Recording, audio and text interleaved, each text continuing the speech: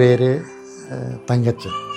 ഞങ്ങൾ തിരുവഞ്ചൂരാണ്. ഞാൻ ഒരു വീട് പണിയുന്നതിനെക്കുറിച്ച് അതിന് മനസ്സിൽ വലിയ ആഗ്രഹങ്ങളൊന്നുമില്ലായിരുന്നു. വീട് പണിയാൻ നോർമലി ഒരു വീടുണ്ടായിരുന്നു. അപ്പോൾ ആ സമയത്താണ് ഇളയ മോൻ യുകെയാണ്.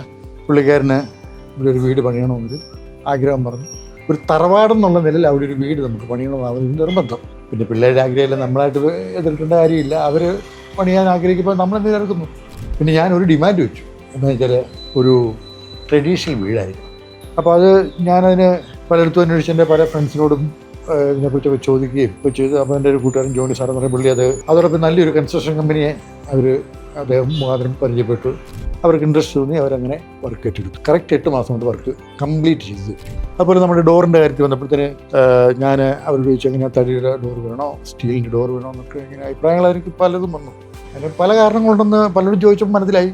അപ്പം ഞാൻ നമ്മുടെ കമ്പനിയായിട്ട് ഇതിനെക്കുറിച്ച് പറഞ്ഞപ്പം അവർ എന്നോട് ആദ്യം പറഞ്ഞ പേര് കിടങ്ങേത്ത് കാരെയാണ്. അങ്ങനെ കിടങ്ങേത്തുകാരോട് ബന്ധപ്പെട്ടു. എനിക്ക് വളരെ ഇഷ്ടപ്പെട്ടു. നല്ല ഫിനിഷിങ്, നല്ല അതോടൊപ്പം പിന്നെ എനിക്ക് അതിനകത്ത് കൂടുതലായിട്ട് തോന്നിയത് നല്ല സർവീസാണ്.